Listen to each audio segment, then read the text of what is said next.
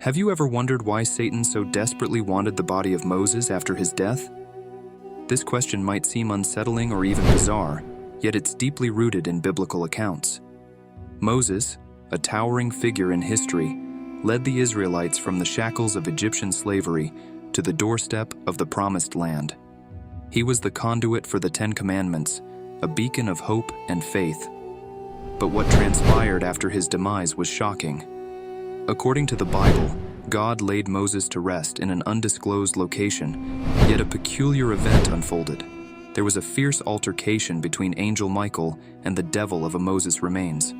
This isn't a tale spun from thin air, but a reference from the Book of Jude verse 9, where the archangel Michael and Satan lock horns seriously over the body of Moses. This scenario raises more questions than answers. So let's delve into the biblical events surrounding Moses' death and this peculiar dispute. Moses, the man who had led the Israelites out of Egypt, who had received the Ten Commandments directly from God, and who had guided his people towards the Promised Land, was now on the verge of death. His life was filled with extraordinary encounters, divine revelations, and powerful miracles. Yet, just before he entered the Promised Land, he made a very serious mistake that almost cost him his ministry. God had specifically asked Moses to speak to the rock so that water would gush out, and the children of Israel would drink. But unfortunately, due to the pressure from the Israelites, Moses, out of anger, turned to the people and said, "Must we always bring out water for you to drink?" Although this statement might have sounded innocent, it had very serious consequences. The first mistake Moses made was to use the word "we" instead of saying "God." It was God's power that was to bring out water, not Moses. By saying "we," it meant Moses attributed some level of power to himself. Secondly, Moses struck the rock when God had actually told him to speak to it. Immediately after doing this, God told Moses that he shall no longer enter the Promised Land because of his error. Think about it.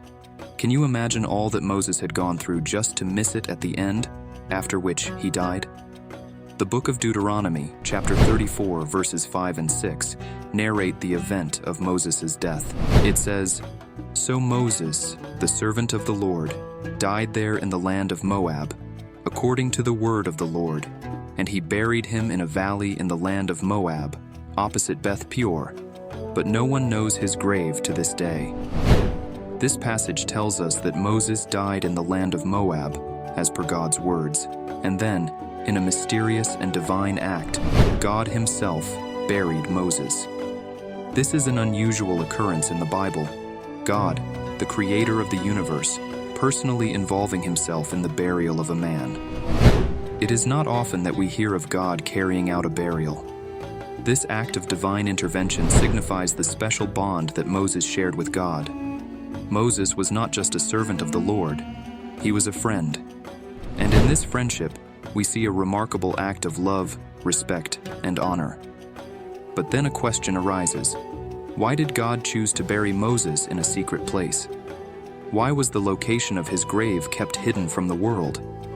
The answer to this question takes us into a deeper exploration of God's wisdom and Satan's cunning plans, where we find Michael the archangel and Satan locked in a fierce dispute, not here on earth, but in the heavenly realms.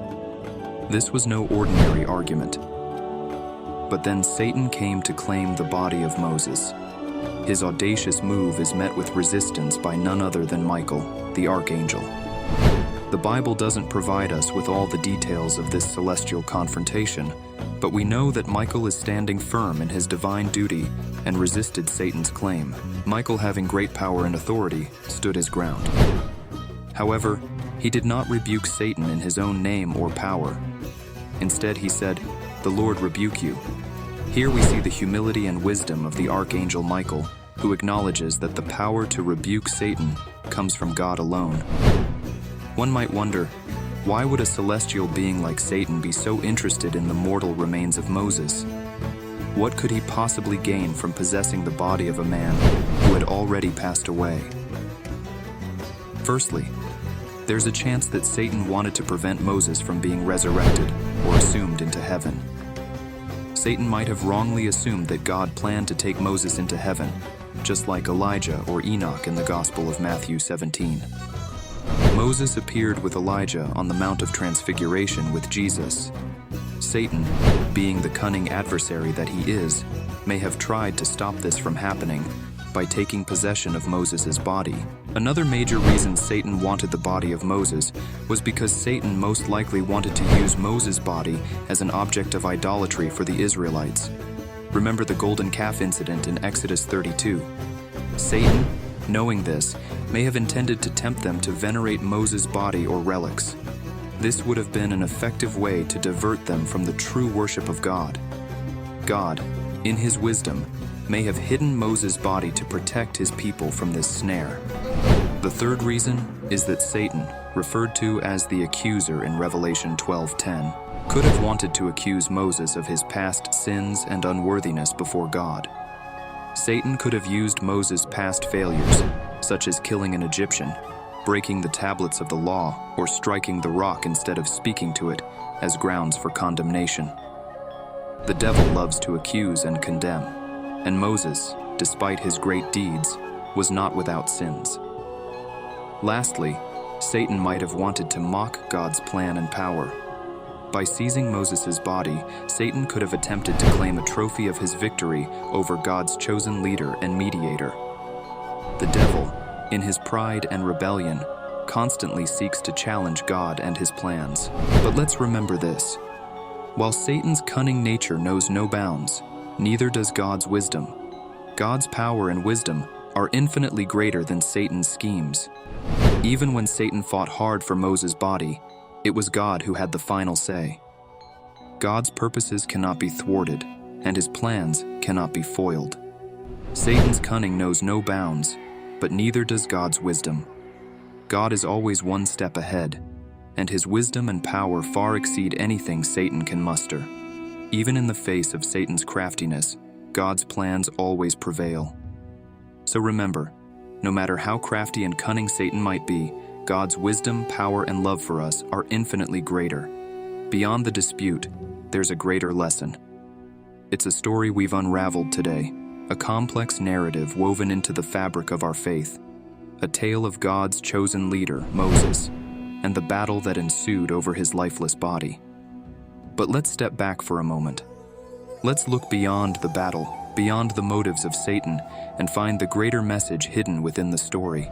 First, it's a reminder of the importance of true worship. The Israelites time and again fell into the snare of idolatry. Whether it was the golden calf or the bronze serpent, they were easily swayed away from the worship of the one true God. The potential misuse of Moses' body as an object of veneration underscores the struggle, reminding us to keep our worship focused on God alone. Second, it's a testament that God's grace extends beyond our shortcomings, and that his love is stronger than our past failures. Finally, this story serves as a stark reminder of the need to resist Satan's temptations.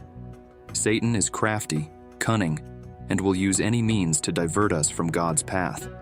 But as Michael demonstrated with faith and the power of God's word, we can stand against these temptations.